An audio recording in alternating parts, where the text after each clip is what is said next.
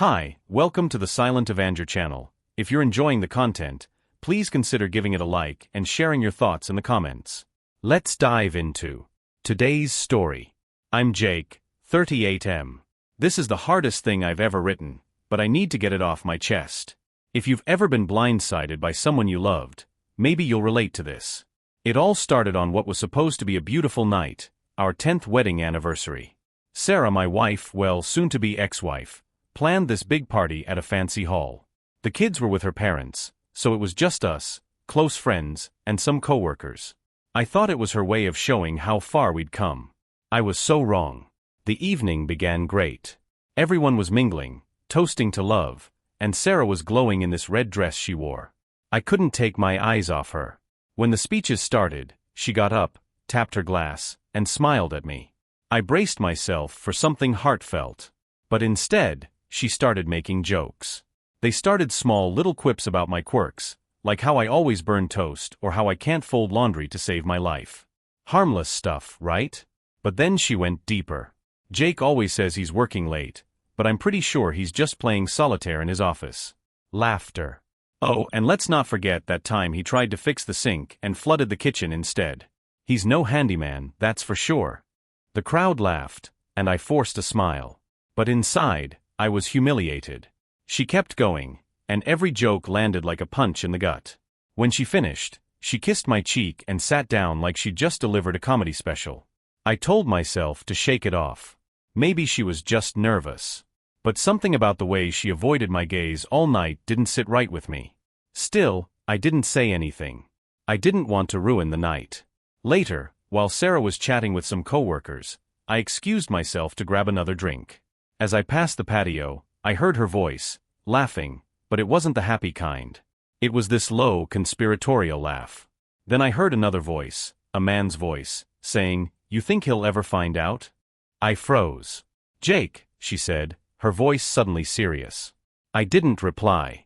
I stood there in the dark, listening as she told the guy to keep his voice down. My stomach churned.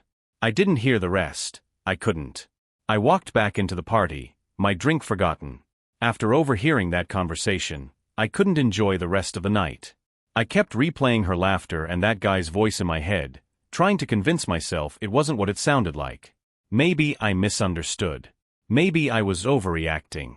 But deep down, I knew better. I spent the rest of the evening on autopilot. Smiling, nodding, laughing at jokes I didn't hear. Sarah acted like everything was fine, even stealing a moment to wrap her arms around my neck and whisper, "You're so quiet tonight. You okay?" I just nodded, forcing a smile. When we got home, I couldn't hold it in anymore. As soon as we were alone in the living room, I asked, "Who was that guy you were talking to on the patio?" She blinked at me, surprised. "What guy?" "The one you told to keep his voice down." Her face changed, just for a second. A flicker of panic. Then she smiled. "Oh, that was Matt, from work. We were just joking about how loud the band was. You know me, Jake, I hate awkward silences." I wanted to believe her. God, I wanted to. But that flicker, that half-second hesitation, wouldn't let me. So I dropped it, for now. The next morning, I couldn't shake the feeling that something was wrong. Sarah acted like everything was normal. She kissed me goodbye before heading to work, and I watched her leave, wondering if I was just losing my mind. But then I remembered something. Sarah's been guarded with her phone lately. I mean, we've always had that unspoken trust where we don't snoop. But recently, she'd been putting her phone face down, turning off notifications, even taking it into the bathroom. It hadn't bothered me before. Now it did. I didn't want to be that guy, but after she left, I couldn't help myself. I checked our shared phone bill. Just scrolling through her call logs felt wrong, but I needed answers. Sure enough, there it was. A recurring number, one that wasn't saved in her contacts, with calls late at night and during her overtime shifts. My heart sank. I didn't confront her right away. Instead, I decided to dig deeper. I needed more than a phone number to go on. I thought about hiring a private investigator, but that felt like a nuclear option. So, I took matters into my own hands. That evening, I casually mentioned that my car was acting up and asked if I could borrow hers to run some errands.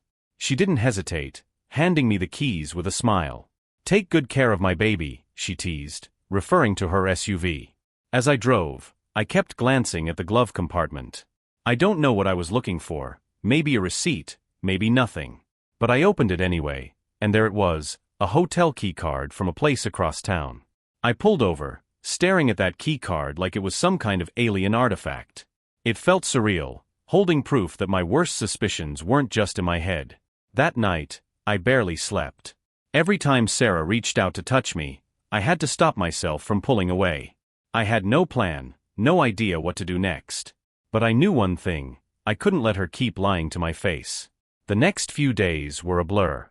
Every time I looked at Sarah, I felt like I was staring at a stranger. She carried on as if nothing had changed, laughing at dinner, talking about her day at work. Meanwhile, I was putting on a mask, pretending I didn't know about the hotel key card or the late-night calls. I couldn't confront her, not yet. If she was willing to lie so easily, I had to be sure. I needed undeniable proof. That weekend, I told Sarah I had to work on a last-minute project. She didn't even question it, just kissed me goodbye and said, "Don't work too hard."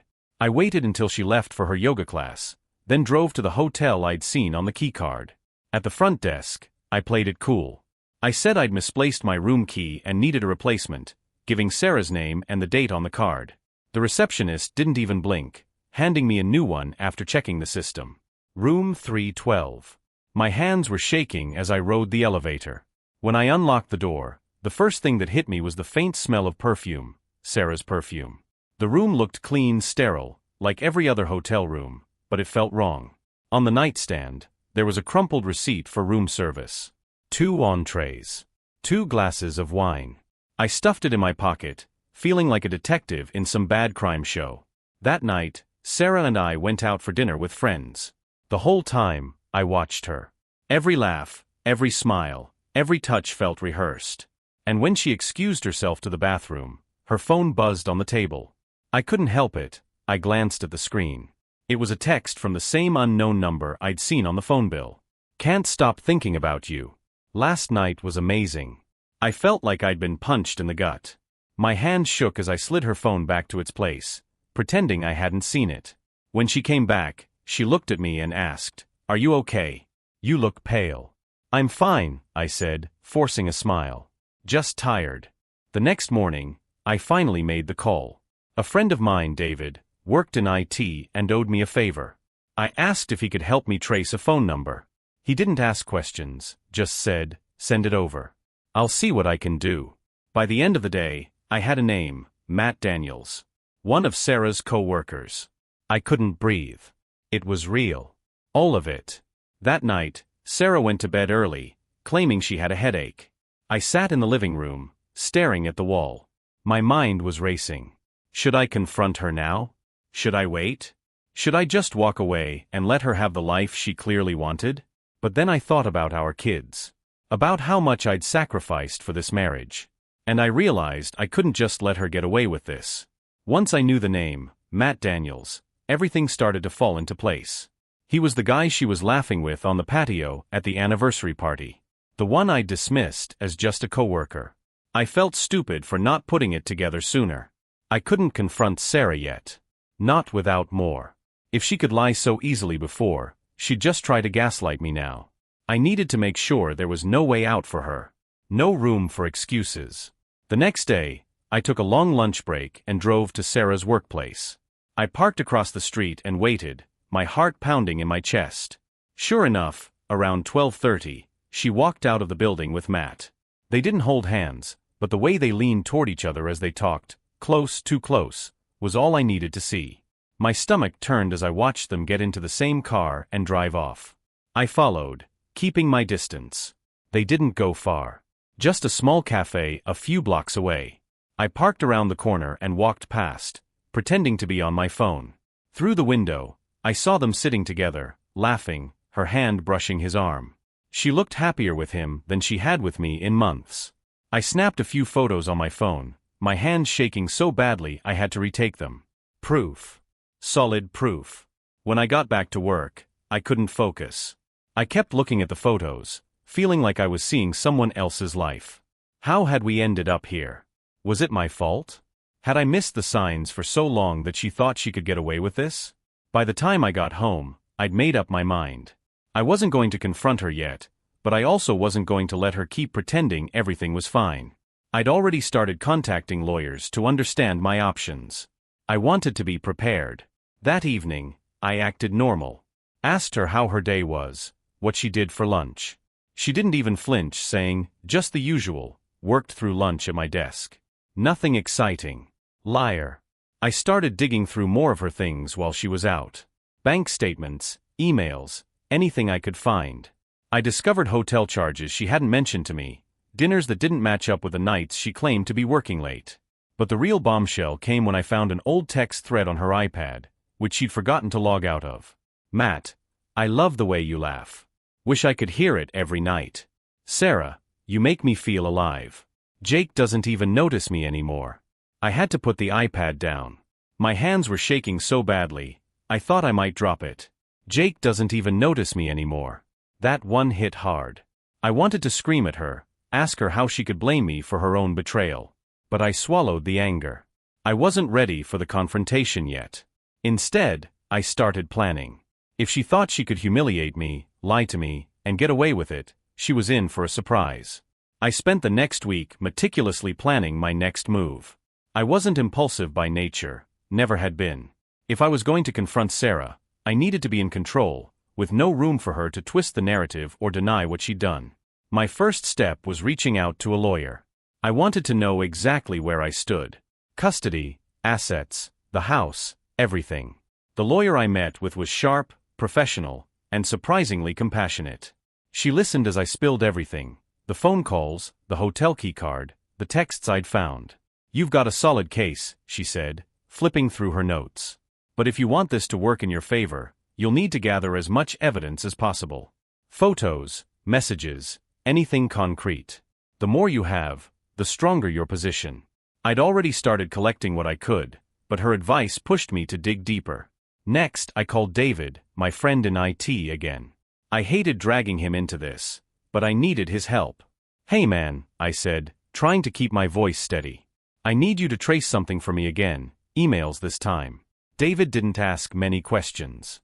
I think he could hear in my voice how serious this was. Within a few days, he sent me a file with copies of Sarah's emails, including ones she deleted. What I found made my stomach turn. "Matt, can't wait to see you tonight. I booked us the usual room. Sarah, you spoil me too much. I don't deserve this." It wasn't just the content that hurt, it was the ease, the casualness of their exchange. Like this was just a regular part of her life now. Once I had enough evidence, I started thinking about how to expose her. Confronting her at home would be too easy for her to sweep under the rug. No, I wanted her to feel the full weight of her actions. Then it hit me, the charity gala. Sarah had been planning to attend a local charity event with me the following weekend. It was a big deal in our community, with all the movers and shakers of our town present. She'd already picked out a dress, excitedly telling me how much she was looking forward to it. Perfect. I spent the days leading up to the gala rehearsing what I would say, running through different scenarios in my head.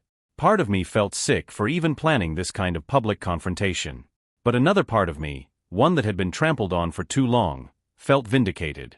By the time the night of the gala arrived, I was ready. The night of the charity gala felt like stepping onto a stage. Sarah was glowing, dressed in the emerald gown she'd been raving about all week. She looked stunning, but all I could think about was how much of a stranger she'd become. "Are you ready to dazzle everyone?" she asked, beaming at me as we got into the car. "Always," I said, managing a smile that didn't reach my eyes. The drive was quiet. She hummed along to the radio, completely oblivious to the storm brewing beside her. I gripped the steering wheel tightly, mentally preparing for what I was about to do. The gala was exactly what you'd expect: crowded, loud, and buzzing with small talk. Sarah immediately slipped into her element, greeting people, laughing, and working the room like she owned it. I stuck close to her at first, pretending to be the supportive husband, but my mind was elsewhere. I spotted Matt almost immediately. He wasn't hard to find. Sarah had a type, and he fit it perfectly. Tall, confident, and oozing charm. He was chatting with a group near the bar, but his eyes kept darting towards Sarah. I waited until the evening was in full swing before making my move. The band was playing, the dance floor was packed, and everyone was deep in conversation. It was the perfect cover. "Ladies and gentlemen," I said, stepping up to the microphone on the stage. My voice echoed through the hall, cutting through the noise. The room quieted, and all eyes turned to me. Sarah froze, her smile faltering as she realized what was happening. "I want to thank you all for being here tonight," I began, keeping my tone steady. "This evening is about supporting a great cause, but it's also about celebrating the people we hold dear. And tonight, I'd like to take a moment to celebrate my wife, Sarah." There were murmurs of approval, and Sarah's face lit up again, though she looked a little uneasy. "Sarah," I continued, locking eyes with her, "you've been my partner, my confidant, and my greatest source of joy. Or at least, I thought you were." The room fell silent. Sarah's face turned pale.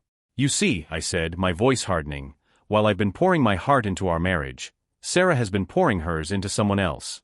Gasps rippled through the crowd. Sarah stood frozen, her eyes wide with panic. "And in case there's any doubt," I said, pulling out my phone, "I have proof." I clicked through the photos, the texts and the emails, displaying them on the large projector screen behind me.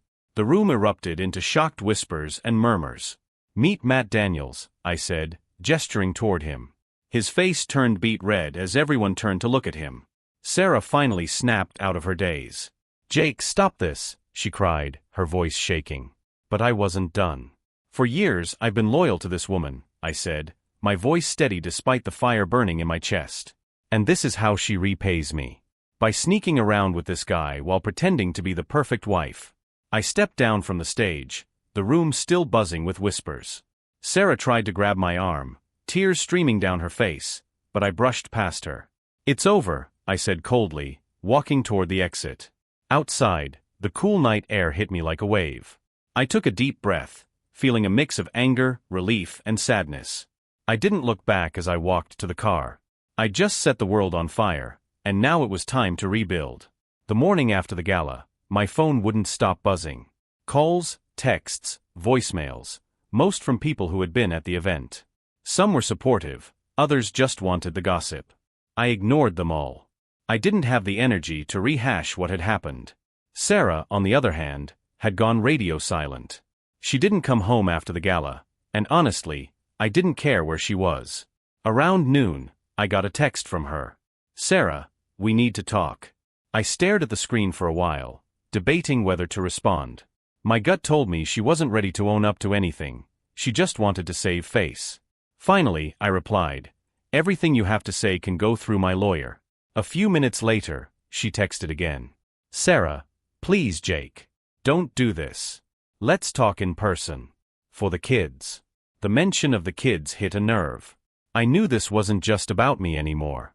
Whatever came next, I had to think about them first. That evening, Sarah came by the house. She looked like she'd been crying for hours, her makeup smudged and her eyes red. She tried to hug me as soon as she walked in, but I stepped back. "Don't," I said firmly. Her lips quivered, but she nodded. "Can we sit?" I led her to the living room, but I stayed standing.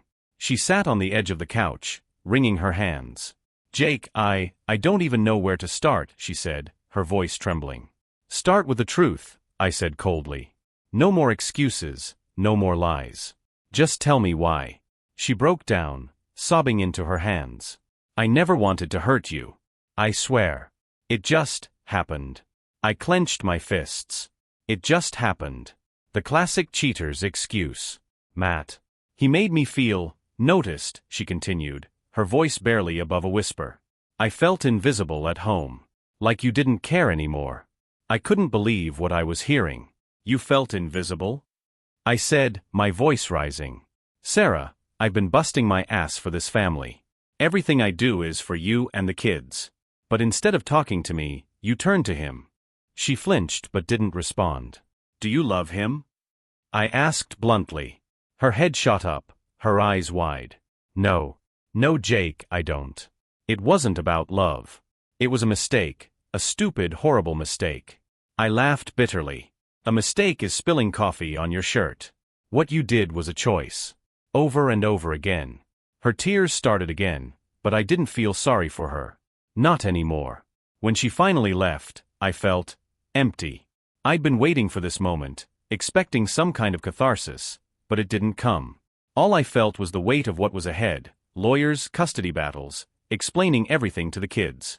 The next morning, I filed for divorce. My lawyer assured me we had a strong case, especially with the evidence I'd collected. Sarah tried calling me several times throughout the day, but I didn't answer. That night, I sat down with the kids. They were too young to understand the details, but I owed them the truth. Mom and Dad are going to live in different houses for a while, I told them gently. But no matter what, we both love you very much. My daughter Lily looked up at me with wide eyes. Is it because you and Mommy had a fight? I nodded, swallowing the lump in my throat. Something like that. But it's not your fault, okay? None of this is your fault. As I tucked them in later that night, I promised myself one thing: no matter how messy this got, I wouldn't let it ruin my relationship with them. They deserved better. The days after I filed for divorce were chaos. Sarah's texts and calls came non-stop, alternating between anger and desperation. At one moment, she'd accuse me of ruining our family. The next, she'd beg me to give her another chance. I stopped responding altogether, letting my lawyer handle everything. The news spread quickly in our community. Small towns thrive on gossip, and the gala had been a spectacle. Everywhere I went, work, the grocery store, even the school drop-off line, I could feel the stares, hear the whispers. One morning, while I was grabbing coffee at my usual spot, an old friend, Tom, approached me. "Jake, man, I just wanted to say I'm sorry for what you're going through," he said, his voice low. I nodded, appreciating his kindness. But then he added, "You know, people are saying you might have gone too far with that stunt at the gala. Airing dirty laundry like that. Some folks think it was cruel." I took a deep breath, forcing myself to stay calm. "You think it was cruel, Tom? Let me ask you this. If your wife cheated on you for months and lied to your face every day, how would you feel?" He hesitated, then muttered, "Fair point." That afternoon, I got a call from my lawyer. "Jake, we have a problem," she said. "Sarah's attorney is claiming that your public confrontation at the gala constitutes emotional abuse.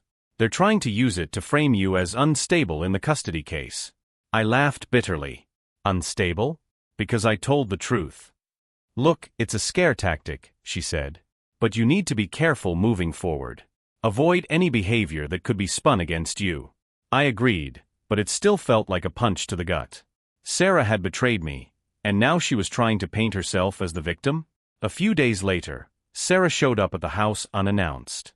I hadn't seen her since our last conversation, and the sight of her standing on the porch made my chest tighten. "Jake, can we talk?" she asked softly. I hesitated but stepped aside to let her in. We sat in the living room, the silence between us heavy.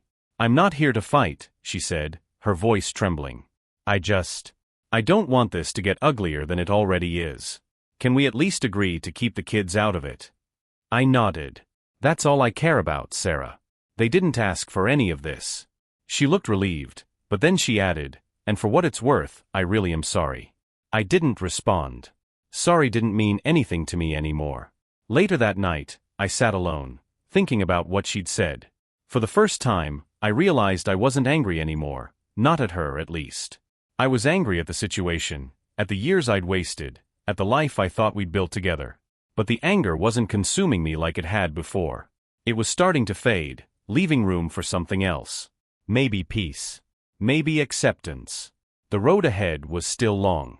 There were court dates to attend, custody arrangements to work out, and a whole new life to build. But for the first time in weeks, I felt like I could see a way forward. After Sarah's visit, things settled into a strange routine. She moved into an apartment across town, and we worked out a temporary custody arrangement through our lawyers. The kids spent weekdays with me and weekends with her. It wasn't ideal, but it was something we could both agree on for now. The hardest part was adjusting to the quiet. After the kids went to bed, the house felt too big, too empty. I tried to fill the silence with TV, books, and the occasional late-night workout, but it wasn't the same. One night, I opened my laptop and started searching for therapists in the area. I'd never been the kind of guy to talk about feelings, but this wasn't something I could handle on my own anymore. My first session was awkward. The therapist, Dr. Simmons, was patient, letting me stumble through the story of my marriage and its collapse. "You've been through a lot," she said when I finished. "It's okay to feel angry, hurt, even lost. But it's also okay to start thinking about what's next. What's next? I repeated, shaking my head. I don't even know where to begin. Start small, she suggested. Focus on what you can control. Your relationship with your kids, your career, your health. The rest will come in time. Taking her advice, I threw myself into being a dad. I coached my son's soccer team, attended every parent-teacher meeting, and started a tradition of Saturday morning pancakes with the kids. They were my anchor, the reason I got out of bed every day. Work became another outlet. I took on new projects, stayed late when I could, and started building connections I'd neglected during my marriage. My boss noticed the change and pulled me aside one afternoon. "You're on fire lately, Jake," he said. "There's a leadership role opening up next quarter. You'd be perfect for it." It was the first good news I'd had in weeks. Meanwhile, Sarah was struggling. Word of the gala had spread far beyond our town, and her reputation at work took a hit. Matt Daniels left the company shortly after, which didn't help matters. She reached out once, asking if I could help smooth things over with some mutual contacts. I refused. "You made your choices, Sarah. Now you have to live with them." She didn't argue. One evening, while sorting through old photos for the kids' school project, I stumbled across our wedding album. I hadn't seen it in years. As I flipped through the pages, I barely recognized the couple smiling back at me. We looked so happy, so full of hope. It was hard to believe how far we'd fallen. But instead of anger, I felt something else: gratitude. For the good times, for the kids we'd raised together, for the lessons I'd learned the hard way. I closed the album and put it away. The past was the past. It was time to start looking forward. It had been about 2 months since I'd filed for divorce, and the dust was finally starting to settle. I'd adjusted to the custody schedule, poured myself into work, and was slowly finding a rhythm. But there was still a part of me that felt stuck. Like I was going through the motions but not really living. One Friday evening, my coworker David stopped by my office. "Hey Jake," he said, leaning against the doorframe. "A bunch of us are hitting up Miller's after work. You should come." I started to decline. It felt easier to avoid social situations altogether, but something in his tone made me reconsider. "All right," I said. "Why not?" Miller's was packed, the usual post-work crowd buzzing with conversation and laughter. It felt overwhelming at first, but after a couple of drinks and some light-hearted ribbing from my coworkers, I started to loosen up. As the night went on, I found myself in a conversation with a woman named Claire. She was a friend of David's, visiting from another branch of our company. She was easy to talk to, funny, sharp, and refreshingly straightforward. At one point she asked, "So what's your story, Jake?" I hesitated, not sure how much to share. "Let's just say it's been a rough year," I said finally. She nodded, as if she understood. "Well, here's to better days ahead," she said, raising her glass. That night, as I lay in bed, I realized how long it had been since I'd felt a spark of genuine connection with someone. It wasn't romantic, at least not yet, but it reminded me that there was still a world outside the one I'd been wallowing in. Over the next few weeks, I kept busy. Soccer practices, late nights at the office, and regular sessions with Dr. Simmons filled my days. Claire and I exchanged a few emails, mostly work-related, but there was a warmth to our conversations that I hadn't felt in years. Meanwhile, Sarah's desperation started to show. She called one night, saying she wanted to work things out. "Sarah, we're past that," I said, keeping my voice calm but firm. "Jake, please," she begged. "I made a mistake. Doesn't everything we've built together mean anything to you?" "It did," I admitted. "But you're the one who tore it apart." For the first time, she didn't have a comeback. She just hung up. One Saturday morning, while making pancakes with the kids, my daughter Lily asked, "Daddy, do you think you'll ever have a new girlfriend?" The question caught me off guard. "Why do you ask, sweetie?" She shrugged, twirling her fork. "I just want you to be happy." Her words stuck with me long after breakfast. That afternoon, I sent Claire a message. "Thanks for the pep talks. Want to grab a coffee sometime?" Her reply came quickly, "I'd like that." When I met Claire for coffee, I felt nervous in a way I hadn't since my early 20s. It wasn't just the prospect of spending time with someone new, it was the fear of stepping into uncharted territory after everything I'd been through. We met at a quiet cafe downtown. Claire was already there when I arrived, sipping her drink and scrolling through her phone. She looked up and smiled when she saw me, and for the first time in a long time, I felt something close to excitement. The conversation was easy, flowing from work to life and everything in between. Claire talked about her travels, her love for painting, and her newfound obsession with hiking. "And what about you, Jake?" she asked, tilting her head. "What do you do for fun?" I hesitated. Honestly, I've been so focused on work and the kids, I haven't thought about fun in a long time. "Well," she said, smiling, "maybe it's time to start." By the end of the coffee date, I felt lighter. Claire wasn't prying or rushing anything, she was just present. As we walked to our cars, she turned to me. "This was nice," she said. "Let's do it again sometime?" I nodded, smiling. "I'd like that." Over the next few weeks, Claire and I continued to meet up, sometimes for coffee, sometimes for lunch. We kept it casual, though I could feel something growing between us. I was cautious, not wanting to dive into anything too soon. Meanwhile, life at home was settling into a routine. The kids were adapting well to the new arrangement, though Lily occasionally asked about her mom and me getting back together. "Mom and I are better off living apart," I explained gently. "But we both love you and your brother more than anything." She seemed to accept that, though I could tell it still confused her. One evening, while scrolling through my phone, I noticed a message from Sarah. "We need to talk about the kids' schedules. Can I stop by tomorrow?" It was innocent enough, but her tone still carried an undercurrent of something more. I replied, keeping it short, "Sure, we can discuss after dinner." The next day, Sarah arrived just as I was finishing the dishes. She looked better than she had in weeks, but her expression was guarded. We sat at the kitchen table, going over school events, soccer games, and the upcoming holidays. But as the conversation wrapped up, she hesitated. "Jake," she said softly, "I know I've said this before, but I'm sorry. For everything." I nodded, not trusting myself to speak. "I just want you to know," she continued, "that I'll always care about you. And I hope someday you'll forgive me." Her words hung in the air. For a moment, I felt a flicker of the old connection we used to have. But it was just a memory, nothing more. "I appreciate that, Sarah," I said finally. "But I think we both know there's no going back." She nodded, tears welling in her eyes. Then she stood, grabbed her bag, and left without another word. That night, I realized something important. I was ready to move forward.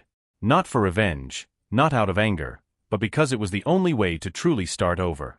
After Sarah's visit, I felt a sense of closure I hadn't realized I needed. It wasn't forgiveness exactly, but it was an acknowledgement that we were both finally letting go. I didn't hate her anymore. I didn't love her either. I just felt free. Claire and I continued to meet, and slowly, what started as casual conversations over coffee evolved into something deeper. One evening, she invited me to her art studio. "It's nothing fancy," she warned, leading me into a small sunlit room filled with canvases and brushes. "But it's my happy place." I watched as she showed me her work, vivid landscapes, abstract portraits, and a few pieces that were still in progress. "This one's my favorite," she said, pointing to a painting of a forest bathed in golden light. "It's about finding clarity after chaos. Like a fresh start." I asked, and she smiled. "Exactly." As the weeks went by, Claire became a regular part of my life. She met the kids during one of our pancake Saturdays, and they adored her instantly. Lily especially loved hearing about Claire's travels and her art, while my son Max was more interested in whether Claire liked soccer. One evening, after the kids were asleep, Claire and I sat on the porch, watching the stars. "You're good with them," I said, glancing at her. "They're great kids," she replied, leaning back in her chair. "You've done an amazing job with them, Jake." Her words hit me harder than I expected. For so long, I'd felt like I was just barely holding things together. Hearing her say that made me realize I wasn't just surviving, I was rebuilding. Meanwhile, Sarah was working to repair her relationship with the kids. She took them to her apartment every other weekend, planning movie nights and little outings to make up for lost time. One afternoon, Lily asked me, "Do you think Mommy's happy now?" The question caught me off guard. "Why do you ask, sweetie?" "She seems different. Like she's trying to be nice all the time." I didn't know how to answer that. "Maybe she's just trying to be the best mom she can be," I said finally. Lily nodded thoughtfully, then went back to coloring.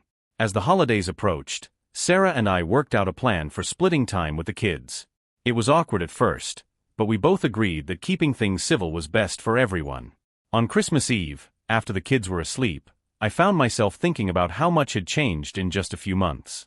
I wasn't the same person I'd been at the start of the year, angry, broken, and stuck in the past. I'd learned to let go, to focus on the future instead of what I'd lost. The next morning, Claire joined us for Christmas breakfast. The kids were thrilled, and for the first time in what felt like forever, the house was filled with laughter. As we sat around the tree, unwrapping presents, Claire leaned over and whispered, "You've come a long way, Jake." I smiled, feeling something I hadn't in a long time: peace. As the new year began, life felt stable. For the first time in a long time, I wasn't bracing for the next blow. Claire and I had found a comfortable rhythm, and the kids were thriving in our new routine. Even Sarah seemed to be settling into her new life. One afternoon, I got an email from my lawyer. The divorce was finalized. I stared at the email for a long time, my emotions mixed. Relief, sadness, closure, they all hit me at once. I printed the final papers and tucked them into a folder, placing it in a drawer. It felt symbolic, like I was putting that chapter of my life to rest. Later that week, Sarah called. "Hey Jake," she said cautiously. "I know we're not exactly on great terms, but I wanted to ask if we could meet. Just for coffee." "Why?" I asked, wary. "I've been doing a lot of thinking," she said. "There are some things I need to say." I agreed to meet her at a small cafe downtown. She was already seated when I arrived, fidgeting with her cup. "Thanks for coming," she said as I sat down. "I don't have much time," I replied, keeping my tone neutral. She nodded, taking a deep breath. "First, I just want to say I'm glad you're happy. Claire seems great, and the kids love her. That's all I ever wanted, for them to be happy." I didn't respond, letting her continue. "I've made a lot of mistakes," she said, her voice trembling. "And I know I've hurt you in ways I can't take back. But I hope someday you'll be able to forgive me." Her words hung in the air. For a moment, I felt a flicker of pity, but it quickly faded. "I don't hate you, Sarah," I said finally. "But forgiveness? That's not something I can give you right now. Maybe someday. But not yet." She nodded, tears welling in her eyes. "That's fair. I needed to say it." As I left the cafe, I felt lighter. Not because of her apology, but because I realized I didn't need anything from her anymore. I didn't need her validation, her regret, or even her guilt. I was finally free of her hold on me. That night, Claire and I took the kids to the park. We played tag, laughed until our sides hurt, and ended the evening with ice cream. As we sat on a bench, watching the kids chase fireflies, Claire took my hand. "You're doing amazing, you know that?" I looked at her, truly looked at her, and smiled. "Thanks to you," I said. She shook her head. "No, Jake. You did this. You chose to move forward." She was right. I had. After my conversation with Sarah, the sense of finality hit me in waves. The divorce papers, the cafe talk, it was all behind me now. The anger, betrayal, and humiliation that had consumed me for months had finally loosened their grip. The focus shifted entirely to the future.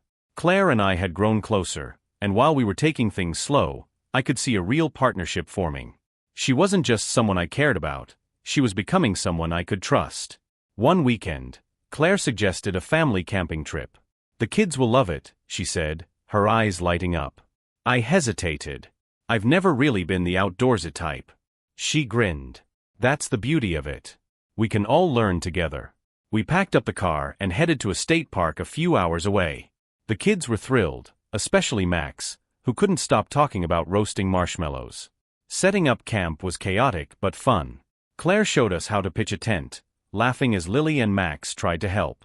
That night, as we sat around the fire, the kids told silly stories, their faces glowing in the firelight.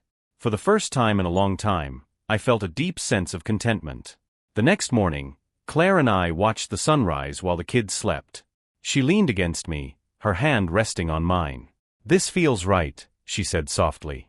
I nodded, taking in the peaceful silence. It does. Back home, life continued to fall into place. The kids adjusted well to having Claire around, and Sarah respected the boundaries we'd set. Occasionally there were bumps, Questions from the kids about why things had changed, moments when I doubted my own decisions, but overall, we were finding our way. At work, my efforts paid off. I was offered a leadership position, one I never would have pursued a year ago. It felt like everything was aligning, like I was finally stepping into a version of myself I'd lost along the way. One evening, while Claire and I were cleaning up after dinner, she turned to me.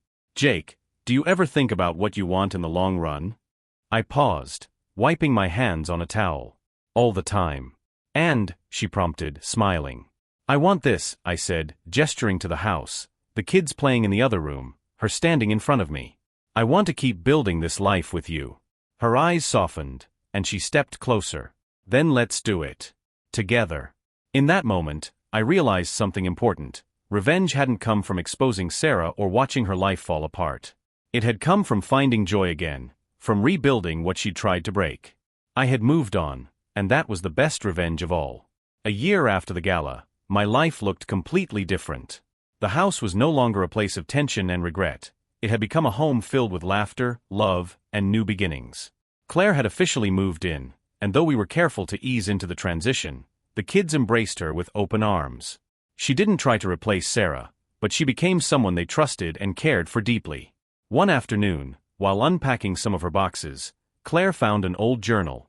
"I used to write down my goals here," she said, flipping through the pages. "What's on the list?" I asked, curious. She smiled.